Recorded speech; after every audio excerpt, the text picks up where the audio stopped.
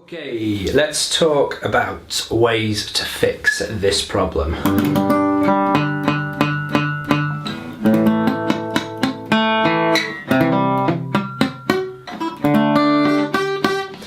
Do you ever get that where you get muted strings even though you put your fingers on the right fret and the right string to play a chord or a note?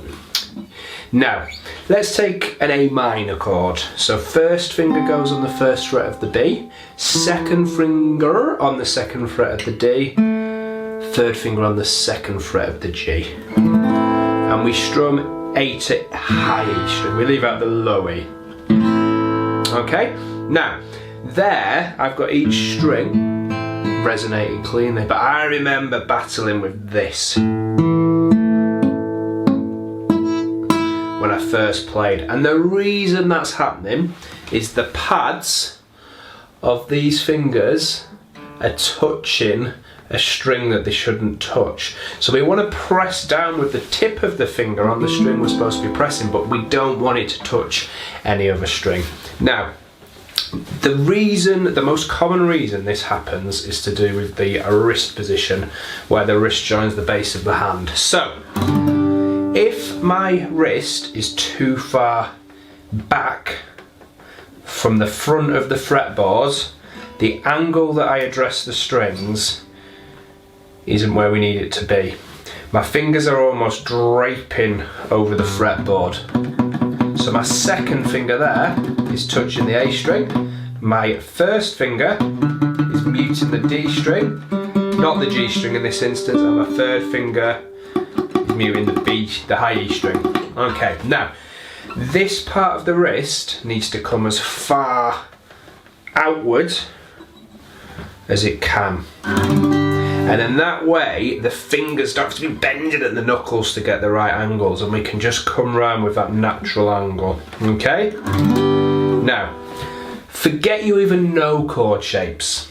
If you do, just for a few seconds, the first thing I want you to do is lift your forearm of your fretting hand off your thigh and push the wrist so that where your watch would be is underneath the edge of the fretboard.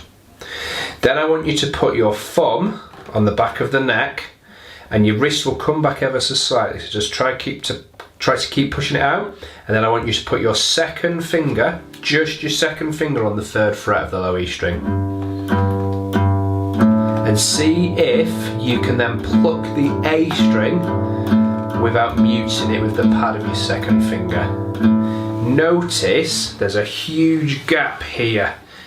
Well, I say huge, there is a gap between the edge of the fretboard and the V made by my thumb and index finger, yeah? If that's not there, you're gonna get this muted thing. My wrist has come back up here into my shoulder. It needs to drop down, push out, and be there, yeah? Now, with your second finger on the third fret of the low E string and your wrist pushed out, I want you to strum all 6 strings.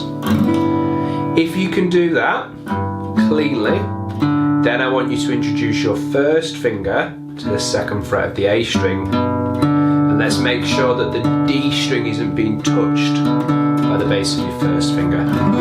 So that's some of a G major, isn't it? And then we can put our third finger on the third fret of the high E, and the whole time I've got this gap and my wrist is pushed out. The moment my wrist moves back here, my fingers close off that angle and I'm going to get muted string problems, yeah? So, thumb position on the back of the neck, might need to be a little bit lower, yeah, a little bit lower like this, facing up to the ceiling if it can, wrist pushed forward. Nice gap between the base of the thumb and index finger, that part of the palm, and the guitar neck. We spoke about doing it on an A minor, let's try that, but let's put the second finger on first. So before I do that, thumb in that position, dropped a little bit down the back of the neck, second finger on the D string at the second fret and push right out. Strum the top 4 strings, strum the top 5 strings. And then see if you can do that without touching that G string. So it's pushing that wrist out, it's the main remedy. These knuckles, that wrist need to go that way, yeah? Third finger underneath. See if you can get your third finger on without your B string, and then your first, so without muting your B string, and then your first finger on. So it's this bit of the forearm, these knuckles going out that way. Just use one finger of the chord first. You might have to retrain some muscle memory if you've developed that sort of bad habit of not having that gap there. So fingers pushed out, maybe just the second finger on the second fret of the D string with a real push, yeah? If you can get that, bring the first finger onto the first fret of the B string.